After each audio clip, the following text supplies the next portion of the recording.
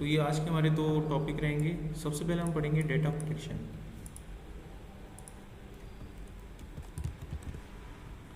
मैं एक एक्सेल की शीट ओपन करूँगा, उसमें कुछ डेटा मैं राइट करूँगा। तो मैं यहाँ पर कुछ लिख लेता हूँ। अब मान लो मुझे ये जो डेटा आपके पास यहाँ पर है, मुझे ये प्रोटेक्ट करना है,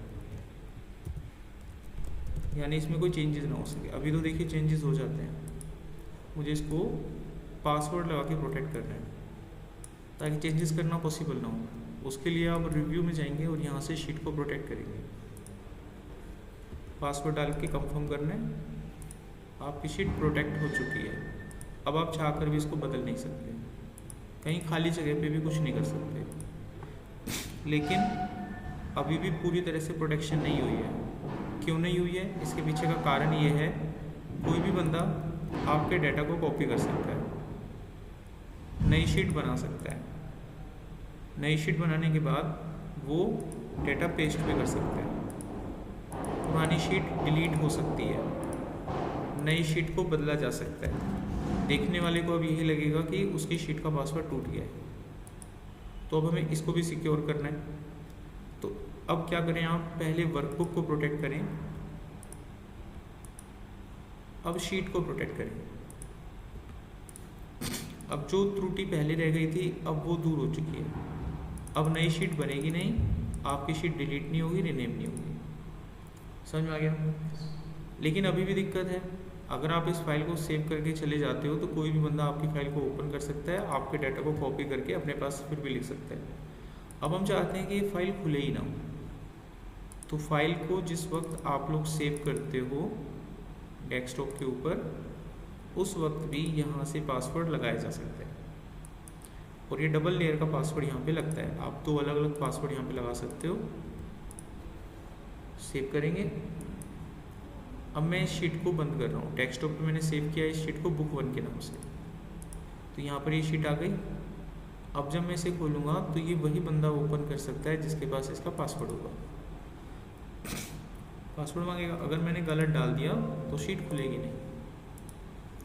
तो सही शीट होने पर ही आप पासवर्ड इसमें डाल पाएंगे। ये मैंने पासवर्ड डाला, 2 बार पूछेगा, अब जाके शीट खुलेगा। अंदर अभी भी पासवर्ड लगा हुआ है। इसको अगर ओपन करना है तो आप इसका पासवर्ड डाल के इसको क्रैक करें। अब आप इसके ऊपर काम कर सकते हैं। अब इसमें एक लास्ट टॉपिक आता है, पार्शियल पासवर्ड। पार्शियल पासवर्ड का मतलब होता है पूरी शीट पे पासवर्ड नहीं लगाना। हम चाहते हैं इस हिस्से पर पासवर्ड ना लगे, पूरी शीट पे लग जाए। होम पे जाके मैं इस एरिया को थोड़ा हाईलाइट कर लेता हूँ। मैं चाहता हूँ कि ये शीट जब किसी को कोई भेजे, यानी मैं जब किसी को ये शीट भेजूँ तो वो मेरे डाटा को एडिट ना कर सके, लेकिन काम कर सकता है इस जगह पर। तो इस एरिया को सिलेक्ट कर लो, इस पे राइट क्लिक करो और यहाँ पे फॉर्मेट सेल पे चले जाओ। यहाँ पे जाने के बाद प्रोटेक्शन में जाना है और इस लॉक की गई वैल्यू को हटा देना है। ओके कर दो। अब आप शीट के ऊपर जब भी लॉक लगाओगे तो ये वाला हिस्सा लॉक नहीं होगा। यहाँ पे मैंने पासवर्ड एंटर करके कंफर्म कर दिया। अब मैं देखूँ यहाँ पे कुछ नहीं कर पा रहा, लेकिन यहाँ पे मैं काम कर सकता हूँ क्योंकि यहाँ पे लॉक लगा ही नहीं है। तो वो हिस्सा पार्शियल में आ गया। तो ये पार्शियल लॉक हो गया। पूरी शीट पे लॉक ना लगा के कुछ हिस्से पे लॉक लगा दिया, that is called partial locking. तो ये था डाटा प्रोटेक्शन के अंदर आने वाली सारी चीज़ें जो मैंने आप लोगों को बताई। अभी आप लोगों को कोई डाउट, कोई क्वेश्चन है तो यू मे आस्क। तो ये है हमारा आज का लास्ट टॉपिक, एक्सेल कंप्लीट होगा। तो इसमें हम लोग पढ़ेंगे ऑटोमेशन।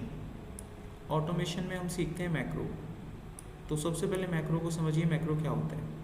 एक्सेल का कोई भी ऐसा काम जो रिपीटेटिव इन नेचर होता है, उसको ऑटोमेट करने के लिए मैक्रो का यूज़ किया जाता है।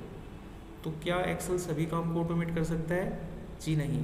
एक्सेल उसी काम को ऑटोमेट कर पाएगा जो रिपीटेटिव इन नेचर हो। एग्जाम्पल, अगर मैं एक्सेल में कोई काम कर रहा हूँ और इस काम को करने में 6 स्टेप यूज़ होते हैं और मुझे मालूम है कि ये 6 स्टेप मुझे यूज़ करने हैं।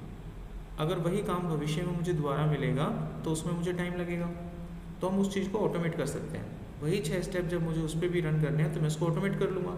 जैसे IVR सिस्टम होता है, आप जब कस्टमर केयर को कॉल करते हो तो वो एक ऑटोमेशन है, वो वही बोलता है, वही चीज़ बार बार चलती है। तो जो भी चीज़ रिपीटेटिव इन नेचर होती है उसको ऑटोमेशन किया जा सकता है, तो वो चीज़ आज हम करके देखेंगे। दूसरा, मैक्रो पे अगर आपको काम करना है तो आपको डेवलपर टैब चाहिए होगा एक्सेल के अंदर। तो यहाँ देखिए मेरे पास एक्सेल की शीट है और मेरे पास डेवलपर टैब भी है। आप लोग जब एक्सेल पे काम करेंगे तो शायद आपके पास ना हो, ये अनेबल करना होता है। उसके लिए आप फाइल पे जाएंगे, ऑप्शन पे जाएंगे, यहाँ पे आपको मिलेगा कस्टमाइज रिबन, और इसके अंदर जब आप यहाँ पहुँचेंगे तो यहाँ आपको डेवलपर दिखाई देगा। आपके कंप्यूटर में बाय डिफ़ॉल्ट ऐसे ऑफ रहता है, आपको इसे ऑन करना होगा, इस वाले ऑप्शन ओके करेंगे। अब आपको डेवलपर टैब देखने को मिल जाएगा, ये रहा डेवलपर टैब, समझ गए। दूसरा, जब आप डेवलपर टैब को ऑन करते हो तो पहली बार आप अपने कंप्यूटर पे जब भी मैक्रो को चलाओगे तो मैक्रो को अनेबल करना है। डेवलपर टैब पे जाओ, मैक्रो सिक्योरिटी पे जाओ और इसको अनेबल कर लो, तभी आपके मैक्रो रन होते हैं। एक बात ध्यान रखना, आपके कंप्यूटर में स्क्रिप्टिंग जितने भी एरर्स होते हैं जो आपके डॉक्यूमेंट को चरमरा सकते हैं, उनको अटैक कर सकते हैं, मालवेयर जो अटैक होते हैं वो मैक्रो में बने होते हैं। वो जितने भी मालवेयर अटैक आपके इंटरनेट के माध्यम से आपके कंप्यूटर में आते हैं वो वीबीए में बने होते हैं। तो यहाँ पर जब आप इसे अनेबल करते हैं तो रिस्क पे चला जाता है आपका कंप्यूटर, यहाँ पे लिख भी रखा है, ठीक है। अपना काम करने के बाद इसको डिसेबल करके बंद कर दो, जब तक काम करो अनेबल रखो, बाद में डिसेबल, नहीं तो आपके डॉक्यूमेंट को करप्ट किया जा सकता है, मतलब उस पर मालवेयर अटैक होने का रिस्क बढ़ जाता है। अभी मैं इसको अनेबल कर रहा हूँ, ओके करेंगे। अब यहाँ पहुँचेंगे, अब हम यहाँ पर अपना टास्क करेंगे। अब हम इसमें क्या क्या सीखेंगे, तो इसमें दो चीज़ें हमने समझ ली, मैक्रो क्या होता है, डेवलपर टैब कहाँ से अनेबल करना है।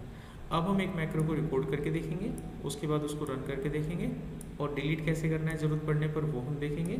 अगर कोई मैक्रो आपने बनाया है तो उसका शॉर्टकट कैसे बनाना है वो भी हम लोग देखेंगे। अब पहले ऑब्जेक्टिव समझते हैं, काम क्या है। मान लीजिए आपको किसी ने ये डाटा दे दिया और आपको इस डाटा को फॉर्मेट करने के लिए बोला। जैसा भी फॉर्मेटिंग आप यहाँ पे करने वाले हो, आपके बॉस ने आपको 4-5 शीट और दे दी, उनमें भी डाटा पड़ा हुआ है अनलिमिटेड, कोई कहीं पे भी हो सकता है। तो उन्होंने कहा कि सभी को फॉर्मेट करो, जैसा फॉर्मेट आप शीट 1 पे करोगे वैसा ही 2, 3, 4, 5 पे भी करो। तो ये रिपीटेटिव इन नेचर हो गया, जैसा मुझे काम यहाँ पे करना है वैसे ही मुझे यहाँ पे करना है, तो this is a repetitive in nature. तो क्यों ना मैं इसके ऊपर काम करूँ और इसका मैक्रो डेवलप कर लूँ, यानी इसका डिकोडिंग कर लूँ, और उसके बाद जब भी मैं यहाँ पे काम करूँगा तो एक क्लिक पे हो जाएगा, तो मुझे करना नहीं पड़ेगा।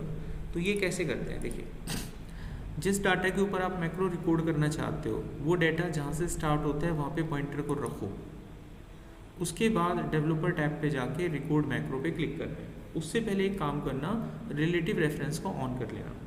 अगर आप रिलेटिव रेफरेंस को ऑन नहीं करोगे तो क्या होगा, जब आप अपना मैक्रो रन करोगे तो वो मैक्रो आपका ए से लेके एस तक चल रहा है, करेक्ट, रिकॉर्ड हो रहा है यहाँ तक। अगर मैं किसी और शीट पे जब काम करूँगा तो वो मैक्रो मेरा रन होगा ए से एस तक, क्योंकि एब्सोल्यूट तो यही कहता है, रिलेटिव में ऐसा नहीं होता है।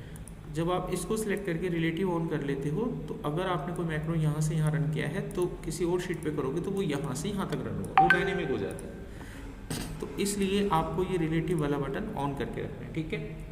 तो फिर से एक बार बताते हैं आपको, जिस डाटा के लिए मैक्रो रिकॉर्ड कर रहे हो, डाटा जहाँ से स्टार्ट होता है पॉइंटर को वहाँ पे रखना है, रिलेटिव रेफरेंस को ऑन करना है। ये प्री रिक्वेस्ट है, किसी भी काम को करने से पहले की आवश्यकता है, ये पूरी करनी है। एक भी स्टेप आपने मिस किया तो आपका मैक्रो ठीक से काम नहीं करेगा। इतना करने के बाद अब आप रिकॉर्डिंग पे चढ़ाएंगे मैक्रो को, और मैक्रो का नाम आप यहाँ पे बदल भी सकते हैं। इसके बाद आप इसे ओके करेंगे, बन गया। अब मैं इसमें सिर्फ फॉर्मेटिंग कर रहा हूँ, फॉर्मेटिंग आप सबको आती है तो आप देखते जाइए मैं क्या क्या कर रहा हूँ। तो मैंने इसके हेडर को पहले कोई डिफरेंट कलर दे दिया,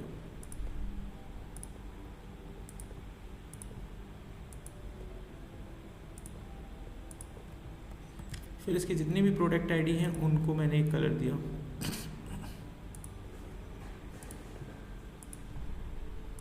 इसके बाद इसमें जितना भी डाटा है उनको एक कलर दिया हमने।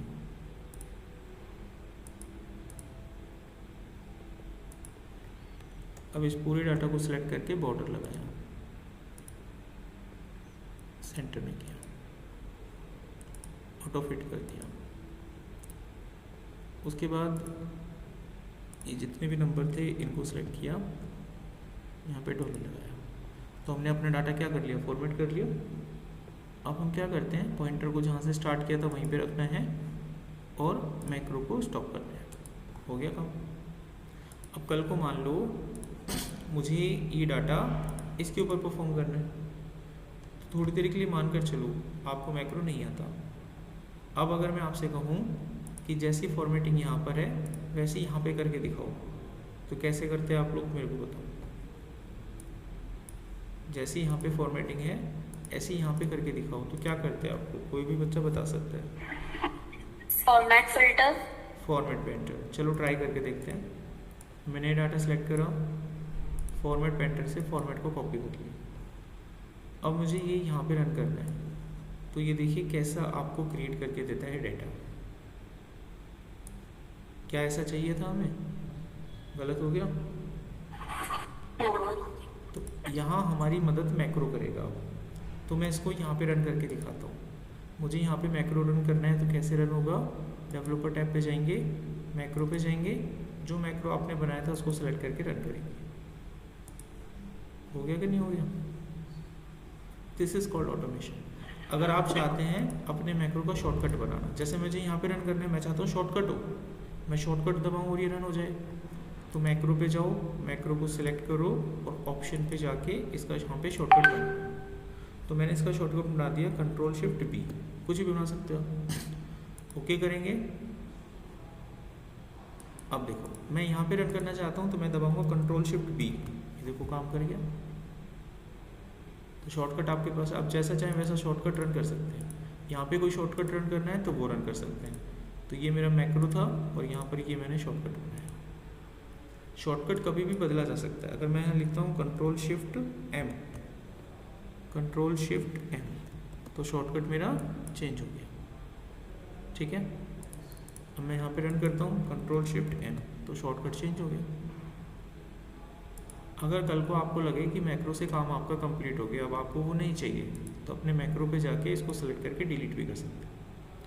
अब सबसे इम्पॉर्टेंट बात, कल को मान लो आपने मैक्रो बना दिया, अब मैक्रो में कुछ एडिटिंग करनी है। जैसे इसका मुझे कलर चेंज करना है, इसके नीचे मुझे अंडरलाइन लगानी है, या फिर मुझे इसका बैक कलर चेंज करना है, या फिर जितने भी नंबर्स हैं इनको इटैलिक करना है। इस तरह की कोई फॉर्मेटिंग अगर आपके पास आ जाए तो आपके पास अब दो रास्ते हैं। या तो मैक्रो को स्टार्टिंग से रिकॉर्ड करो, या अपने मैक्रो में कुछ संशोधन करके एडिटिंग कर लो। तो कौन सा आपके लिए ठीक है। एडिटिंग। एडिटिंग करने के लिए आपको मैक्रो की एडिटिंग आनी चाहिए। तो चलो करके देखते हैं एक बार। अगर मुझे अपने मैक्रो में कुछ भी एडिट करना है तो मैक्रो को सिलेक्ट करके एडिट करेंगे। लेकिन आपको एडिटिंग नहीं आती है तो आप कर नहीं पाएंगे। देखो, क्या आप इस कोड में कुछ एडिटिंग कर पाएंगे, कोड ही नहीं पता होगा। तो ये जो कोड यहाँ पर यूज़ हो रहा है इसको VBA कहते हैं। तो कल से मैं आपको ये पढ़ाना स्टार्ट करूँगा, तो आपको समझ में आना चाहिए कि VBA क्यों पढ़ रहे हो। VBA में वो सारा काम होगा जो एक्सेल से होता है।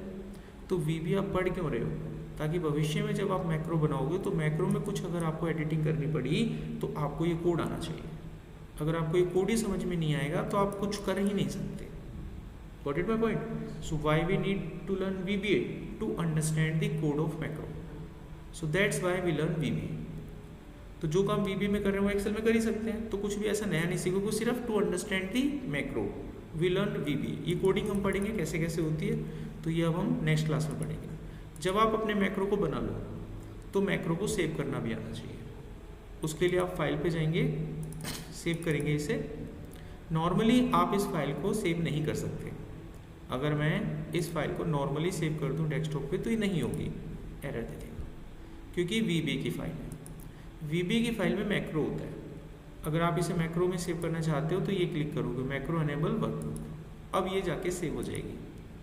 मैक्रो में सेव होने से ये फ़ायदा होता है, जब आप इस फाइल को खोलोगे तो इस फाइल में जो कोड था अपना आपके मैक्रो का वो भी चलेगा, वो बंद नहीं होगा, वो रन होगा। अगर आप इसको नॉर्मली सेव करते तो मैक्रो सेव नहीं होता, वो नॉर्मल एक्सेल में सेव होता है। फिर जब आप शॉर्टकट की जाके रन करते तो वो चलती नहीं, क्योंकि मैक्रो डिलीट हो जाता है। तो मैक्रो को बनाए रखने के लिए मैक्रो एनेबल फाइल में सेव करना पड़ता है। तो यहाँ पर आपका एक्सेल खत्म हो जाता है। कोई भी डाउट, कोई क्वेश्चन है, यू में